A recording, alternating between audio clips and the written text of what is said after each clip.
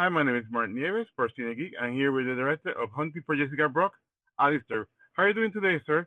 I'm doing well. Hey, thanks for having me, Mark. So first of all, congratulations on the movie. I love the movie. And I think action is such a open theme, especially what you brought to for this movie. So especially what brought you to this project? So we always wanted to make like an old school 80s film with like practical stunts, real guns, um, live explosions. We wanted to bring back the 80s, like the stuff that we grew up on, and when we got presented the script, yeah, we thought like this is something really cool. Like it was written a little bit differently. We modified it to take place in South Africa, and we wanted to add like an African flavor to it to make something different. And yeah, we didn't want to make a film where it was just like, okay, well, let's just make John Wick and put a girl as the lead. We wanted to make the female heroine the engine of the story and really write the story around a female action star. Here in Puerto Rico, we've been with the cinematography industry has been taking a big jump, especially in where it's considered in many years, many movies. And that's something that we're very proud of it. We see more studios being developed here also. Also, the way I'm wanted to talk to you is because since you're from Africa, what did you want to? What did somebody give you an advice or something that came to you and made your career possible?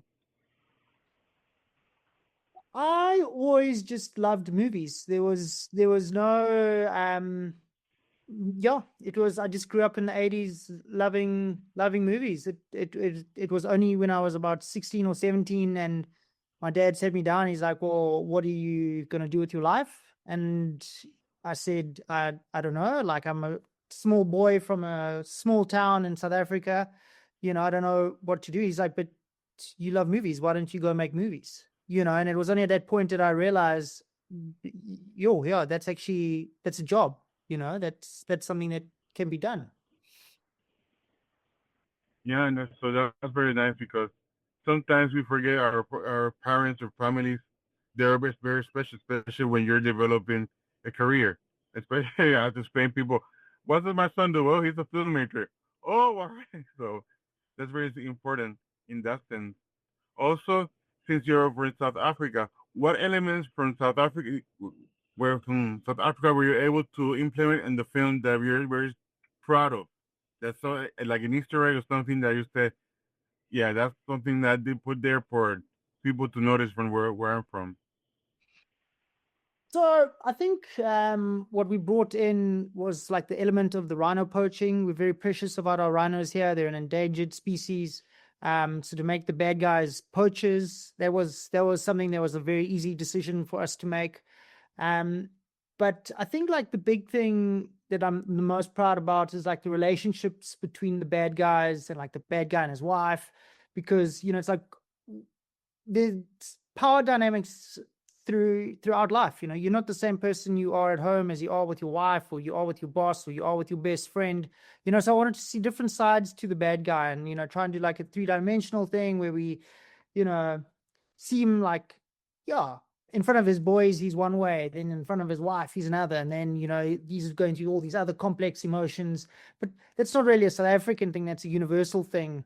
Um we we didn't really we're not promoting South Africa. I'm actually the world's worst director at promoting things, because I know you're from Costa Rica. I did a film in Panama a few years back. Also, like from a promotion, it was the government actually wanted to promote the film, but it was also about tourists getting killed in Panama. And now this Oh, film, okay. representing South Africa, and it's just people getting killed in South African bush. So like I'm really the worst guy to hire to do tourism videos. Yeah, but yeah, there's something that I always talk to Angel Manuel Soto. He's the director from the Wrecking Crew, and he always told us that, especially with action films and the budget and how you have to be creative in making these scenes. out of thin air. And sometimes they cut your budget to do something. Was there a specific scene or something that you had in mind that you had to rushly cut for the movie, or do it something that you could afford for the movie? Yeah, so I mean, like, if you looked at the storyboards for this movie and you actually watched the final cut of the film, it's two completely different movies. We would get onto set and just see like we really just can't get these shots in time. You know, like it was always about chasing the day or night, finishing the day, making sure we got the bare minimum to make it work. I come from an editing background, so like I was pretty confident, like when I knew we'd had enough. But there were days when I left the set going, oof, I don't think we got what we needed. Well, Alistair, thank you so much. I really appreciate your time. Just to remind everybody, you could catch Alistair new film, The Hunting from Jessica Brock, on theaters. Again, thank you so much and have a good one. Thank you. Bye bye, Mark. Bye bye.